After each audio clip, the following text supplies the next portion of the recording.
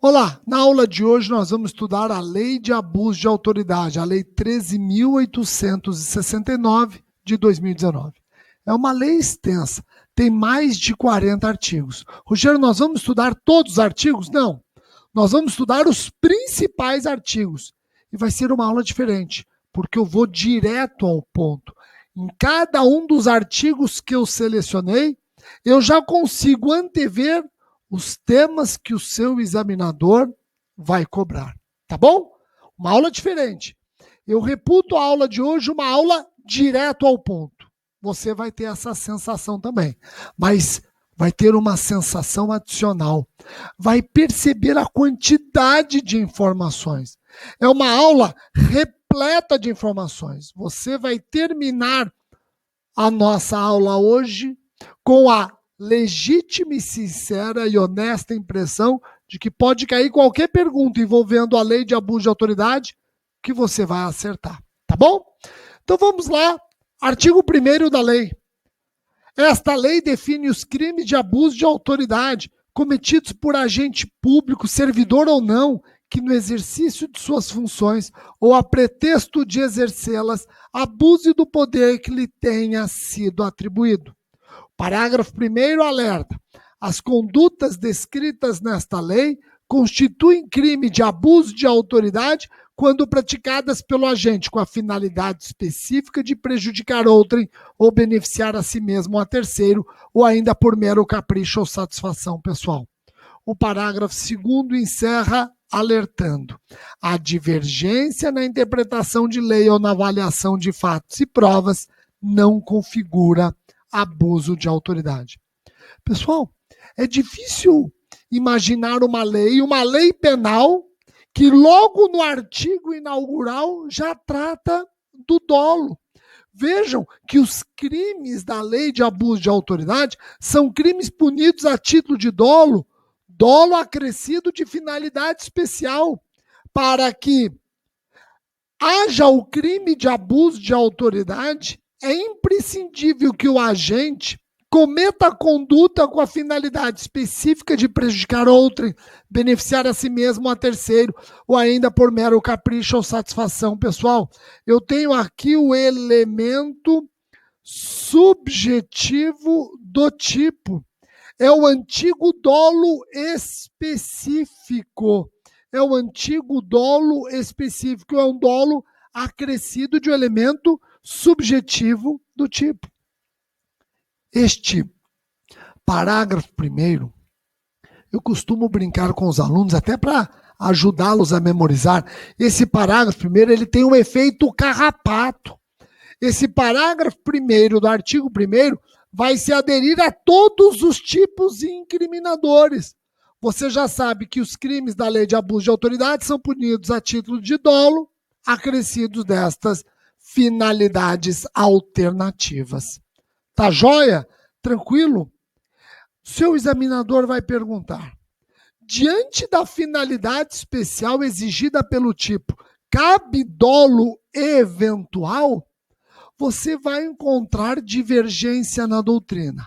Uma primeira corrente diz que o parágrafo 1º não é incompatível com o dolo eventual. Já uma segunda corrente, eu concordo com a segunda corrente, diz que o parágrafo 1º é incompatível com o dolo eventual. Rogério, peraí, só porque exige finalidade especial? Não, eu não nego a possibilidade de dolo eventual em crime cujo tipo exige finalidade especial do agente. Eu não estou dizendo que não admite dolo eventual só porque existe o elemento subjetivo do tipo. O que eu estou dizendo é que, da forma como foi construído o parágrafo 1º do artigo 1º, estas finalidades alternativas acabam inviabilizando o dolo eventual na lei de abuso de autoridade. Tá? Então, cuidado, em nenhum momento eu estou afirmando que crime que tem elemento subjetivo do tipo não admite dolo eventual, não. Eu estou dizendo que aqui, na lei de abuso de autoridade, a finalidade específica, ela é tão rica, a alternativa, eu tenho aqui uma redação que parece inviabilizar o dolo alternativo. É isso que eu estou afirmando. Mas você já sabe que a doutrina diverge. O MP brasileiro, inclusive, editou um enunciado de acordo com a segunda corrente. O Conselho Nacional de Procuradores Gerais, editou um enunciado exatamente na linha da segunda corrente. Tá bom? Vejam, o parágrafo 2º do artigo 1º diz que a divergência na interpretação de lei ou na avaliação de fatos e provas não configura abuso de autoridade. O seu examinador vai perguntar a natureza jurídica do parágrafo 2º do artigo 1º. Ele vai dizer o seguinte: por que a divergência na interpretação de lei ou na avaliação de fatos e provas não configura abuso de autoridade? Desaparece a tipicidade? Ou, na verdade, desaparece a ilicitude? Ou não desaparece nem tipicidade nem ilicitude, desaparece a culpabilidade? Ou será que inviabiliza a punibilidade? Qual é a natureza jurídica do parágrafo 2º do artigo 1º? A Associação dos Magistrados do Brasil foi a primeira associação a ingressar com uma ação direta de inconstitucionalidade contra esta lei, Lei 13.869. E a AMB rotulou o parágrafo 2º do artigo 1º como sendo uma causa de exclusão da ilicitude. Com o devido respeito, eu discordo. Se você está dizendo que exclui a ilicitude, está afirmando que tem tipicidade. Se tem tipicidade, tem aquele dolo acrescido das finalidades do parágrafo 1º. E me parece que a divergência na interpretação de lei ou na avaliação de fatos e provas não configura abuso de autoridade exatamente por não coexistir com aquelas finalidades do parágrafo 1º. Então, eu estou concluindo que o parágrafo 2º é uma causa excludente da tipicidade. Exclui a tipicidade. Exclui a tipicidade. Exatamente por não deixar formar o elemento subjetivo. Tá bom? Eu alerto no meu livro o seguinte. A divergência na interpretação da lei ou na avaliação de fatos e provas não configura abuso de autoridade. Agora, se for uma interpretação teratológica, monstruosa, se for uma avaliação de fatos e provas, uma avaliação teratológica, monstruosa, aí o agente não pode se valer do manto protetor do parágrafo 2º.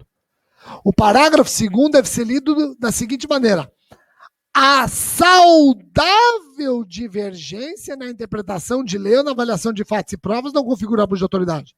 Se for uma interpretação teratológica monstruosa da lei, não impede a configuração do abuso de autoridade. Isso é doutrina, tá? Isso é doutrina. Eu estou trazendo para vocês aqui uma pitada de doutrina. Tá bom? Vamos agora para o artigo 2º da Lei de Abuso de Autoridade. O artigo 2º trata dos sujeitos do crime. É sujeito ativo do crime de abuso de autoridade qualquer agente público, servidor ou não da administração direta, indireta ou fundacional, de qualquer dos poderes da União, dos estados, do DF, dos municípios e de território, compreendendo, mas não se limitando, a servidores públicos e militares ou pessoas a ele equiparadas, membros do Poder Legislativo, membros do Poder Executivo, membros do Poder Judiciário, membros do Ministério Público, membros dos tribunais ou conselhos de contas. Parágrafo único. Diz que reputa-se agente público para os efeitos desta lei todo aquele que exerce, ainda que transitoriamente ou sem remuneração, por eleição, nomeação, designação, contratação ou qualquer outra forma de investidura ou vínculo, mandato, cargo, emprego ou função em órgão ou entidade abrangida pelo caput. Nossa, Rogério, o artigo 2º é um artigo bastante democrático. Abrange um número imenso de pessoas. Sim, o artigo 2º nos passa essa impressão. Agora, cuidado, quando você for estudar comigo os tipos incriminadores, vai perceber que você não consegue abranger todos estes personagens. Eu costumo brincar com meus alunos que o artigo 2º é o Brasil. Já os tipos incriminadores, Vinhedo, que é a cidade que eu moro em São Paulo. Você não consegue colocar o Brasil dentro de Vinhedo. Então, o artigo 2º é o Brasil. Os tipos incriminadores, Vinhedo. Você não consegue colocar o Brasil dentro de Vinhedo. A mesma coisa na lei de abuso de autoridade. Você não vai conseguir colocar todos os personagens do artigo 2º nos vários crimes que nós vamos estudar. Alguns alertas devem ser feitos. Primeiro alerta. No artigo 2º, inciso 1, diz que o sujeito ativo compreende servidores públicos e militares. Cuidado no que diz respeito aos militares. Por quê? Porque a Lei 13.491 de 2017 acabou deixando superada a súmula 172 do STJ, hein? A súmula 172 do STJ dizia o seguinte: compete à justiça comum processar e julgar militar por crime de abuso de autoridade, ainda que praticado de serviço. Esta súmula está superada. Agora, compete à justiça militar processar e julgar militar por crime de abuso de autoridade, ainda que praticado em atividade. Então vejam que compete à justiça militar, tá bom? Então, crimes praticados por militares em atividade, mesmo que previstos fora do Código Penal Militar, é o caso dos crimes de abuso de autoridade, são de competência da justiça militar. Cuidado com isso. O outro alerta está aqui, ó. Já se discute a possibilidade de o advogado poder figurar como sujeito ativo de abuso de autoridade. Quando estiver no exercício de função pública, eu não tenho dúvida, o advogado pode figurar como sujeito ativo de abuso de autoridade. A questão passa a ter mais interesse noutro quadro. Olha, imaginemos um advogado ser processado no Tribunal de Ética, sem justa causa, tendo seus pares agido com a finalidade de prejudicá-lo. Cometeram os responsáveis pelo processo disciplinar o crime do artigo 30 da Lei de Abuso de Autoridade, processar alguém sem justa causa? Será que os responsáveis pelo processo disciplinar estão abrangidos pelo caput do artigo 2º da lei? O que vocês acham? Bom, o STF nos dá aqui um norte importante. O STF, na ADI 3026, julgou a natureza jurídica da OAB, reconhecendo que a OAB, Conselho de Classe, é uma exceção configurando entidade ímpar, sui generis, sendo um serviço público independente, sem enquadramento nas categorias existentes em nosso ordenamento, muito menos integrante da administração direta ou indireta. Vejam as palavras do relator, ministro Eros Grau. Não procede a alegação de que a OAB sujeita-se aos ditames impostos à administração pública direta e indireta. A OAB não é uma entidade da administração indireta da União. A Ordem é um serviço público independente, categoria ímpar no elenco das personalidades jurídicas existentes no direito brasileiro. A OAB não está incluída na categoria na qual se inserem essas que se têm referido como autarquias especiais para pretender se afirmar equivocada independência das hoje chamadas agências. por não consubstanciar uma entidade da administração indireta, a OAB não está sujeita a controle da administração, nem a qualquer de suas partes está vinculada. Qual é a conclusão que eu chego? Que estes responsáveis pelo procedimento disciplinar não cometem abuso de autoridade. Pô, Rogério, eu entendi. E se for um defensor público? O defensor público pode figurar como sujeito ativo? Por exemplo, o defensor público ingressa com uma ação civil pública sem justa causa. Ingressa com uma ação penal privada sem justa causa. Ingressa com uma ação penal privada subsidiária da pública sem justa causa. Pode responder por abuso de autoridade, artigo 30, o defensor público? Pessoal, entendo que sim. Entendo que sim. O defensor público está abrangido pelo artigo 2º caput da lei. O defensor público está abrangido. Tá bom? O artigo 3º da Lei de Abuso de Autoridade diz que os crimes previstos nesta lei são de ação penal pública incondicionada. Agora, o parágrafo 1º alerta que será admitida a ação privada se a ação pública não for intentada no prazo legal, cabendo ao Ministério Público aditar a queixa, repudiá-la e oferecer denúncia substitutiva, intervir em todos os termos do processo, fornecer elementos de prova, interpor recurso e, a todo tempo, no caso de negligência do querelante subsidiário, retomar a ação como parte principal. A ação privada subsidiária será exercida no prazo de 6 meses, contada a data em que se esgotar o prazo para o oferecimento da denúncia. Eu tenho aqui a queixa subsidiária, a possibilidade da queixa subsidiária. O artigo 3º começa anunciando a regra. Qual que é a regra? Ação penal pública incondicionada. Agora, a ação penal pública incondicionada não impede a ação privada subsidiária da pública, a queixa subsidiária, em caso de inércia do Ministério Público. A queixa subsidiária pressupõe inércia do MP. Pressupõe inércia do MP. No MP não é inerte se promove o arquivamento. O MP não é inerte se oferece transação. O MP não é inerte se oferece o acordo de não persecução penal. O MP não é inerte se requer diligências. Para existir um campo fértil para queixa subsidiária, é imprescindível inércia do Ministério Público. Tá joia? O artigo 4º da lei trata dos efeitos da condenação. E logo nós vamos estudar o artigo 5º. O artigo 5º vai trabalhar as penas restritivas de direitos. O artigo 4º dos efeitos da condenação. São efeitos da condenação. Inciso 1.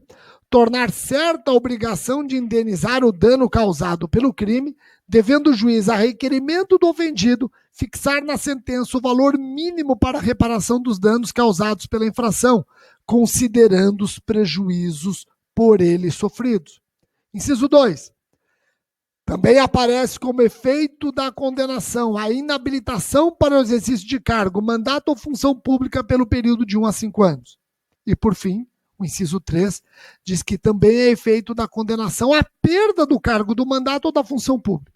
O parágrafo único alerta que os efeitos previstos nos incisos 2 e 3 são condicionados à ocorrência de reincidência em crime de abuso de autoridade e não são automáticos, devendo ser declarados motivadamente na sentença.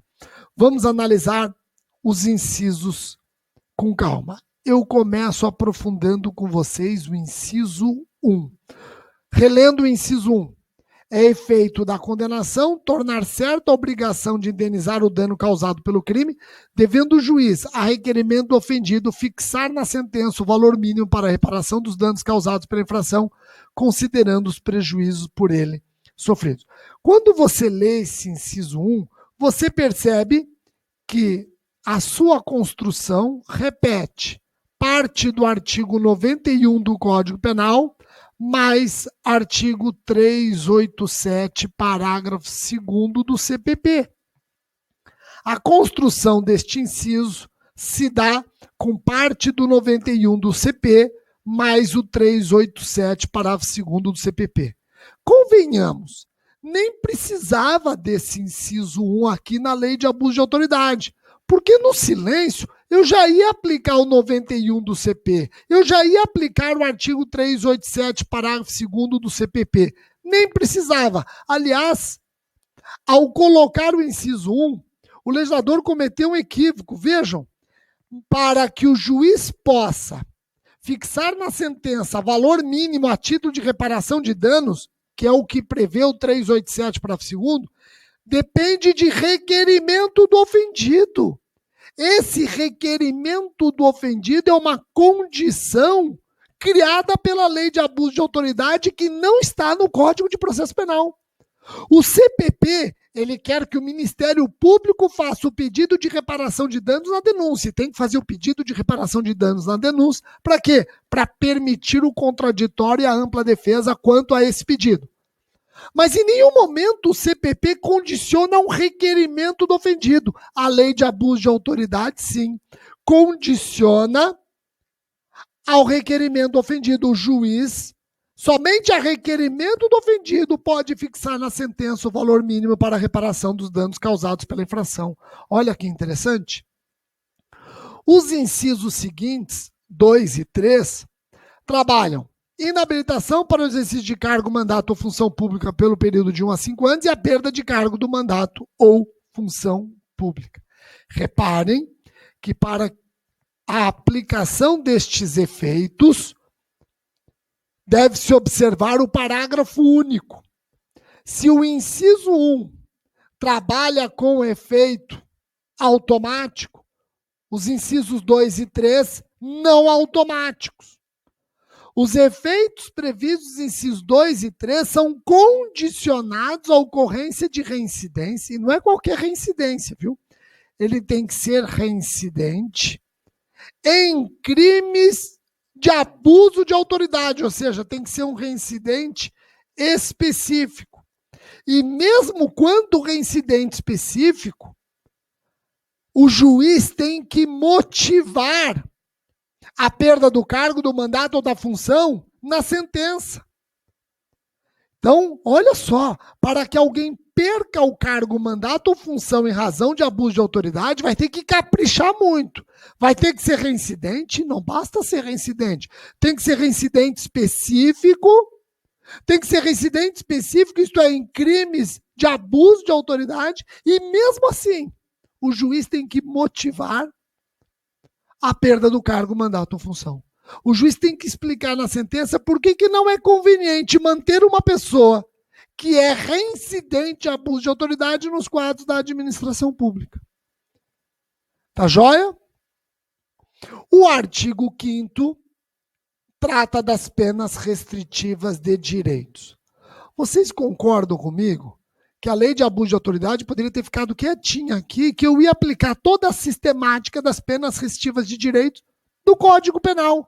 Eu ia aplicar as restritivas de direitos do Código Penal e todo o procedimento de substituição do Código Penal. Vocês concordam comigo? Pois o legislador resolveu trabalhar de maneira especial as espécies de penas restritivas de direito. Ele até vai mandar, ainda que implicitamente, vai mandar aplicar o procedimento de substituição do Código Penal. Mas ele só admite 2 restritivas de direitos. As penas restritivas de direitos substitutivas das penas privativas de liberdade por abuso de autoridade são prestação de serviço à comunidade, suspensão do exercício do cargo, da função ou do mandato pelo prazo de 1 a 6 meses, com a perda dos vencimentos e das vantagens. Lembrando que essas penas restritivas podem ser aplicadas autônomas ou cumulativamente. Então, olha, eu repito, nós não vamos poder emprestar as espécies de restritivas de direitos do Código Penal para a lei de abuso de autoridade. O legislador já disse que só quer 2 espécies de restritivas de direitos. Prestação de serviço à comunidade e suspensão do exercício do cargo, função ou mandato pelo prazo de 1 a 6 meses, com perda dos vencimentos e das vantagens. São as únicas 2 restritivas que ele permite substituir prisão. Agora, o procedimento, pressupostos, requisitos, tudo no Código Penal. Artigo 44. Artigo 44. Bom, na verdade, artigos 44 e seguintes. E tem um artigo que chama a atenção. Você já sabe que uma das restritivas de direitos possíveis na lei de abuso de autoridade é a prestação de serviço à comunidade. Quando você vai no Código Penal, lê o artigo 46, você vai perceber que o Código Penal só admite a prestação de serviço à comunidade para condenações superiores a 6 meses. Superiores a 6 meses. Este piso deve ser observado na lei de abuso de autoridade? Ou seja, vamos imaginar que eu tenho uma condenação superior a 6 meses. O juiz pode substituir por prestação de serviço à comunidade ou a suspensão do exercício do cargo. A suspensão do exercício do cargo. Agora, vamos imaginar que eu tenho uma condenação igual ou inferior a 6 meses. Se eu aplicar o artigo 46 caput do Código Penal na lei de abuso de autoridade, o juiz não tem escolha. Só vai poder substituir a prisão pela suspensão do exercício do cargo. Rogério, espera um pouquinho. Então, quando eu comparo principalmente a prestação de serviço à comunidade com a suspensão do exercício do cargo sem vencimento, qual restritiva de direitos parece mais gravosa? A suspensão, porque ele fica de 1 a 6 meses suspenso sem receber salário. A prestação de serviço à comunidade parece mais benéfica, menos rigorosa. Se eu aplicar o piso do artigo 46 caput do Código Penal à lei de abuso de autoridade, eu vou estar criando um campo fértil para condenações maiores, restritiva de direitos mais benéfica, condenações menores, restritiva de direitos mais gravosa. Olha que só, eu vou estar violando a proporcionalidade, a razoabilidade. Então, eu estou defendendo que nós não aplicamos esse piso do artigo 46 caput à lei de abuso de autoridade. Nós não aplicamos este piso do artigo 46 caput à lei de abuso de autoridade. Tá joia? Pessoal, o artigo 6º trata das sanções de natureza civil e administrativa. Depois vocês leiam com calma. Eu não vou me preocupar com esses dispositivos na nossa aula. Eu vou fazer o primeiro intervalo e no próximo bloco eu já começo os tipos incriminadores. Até já.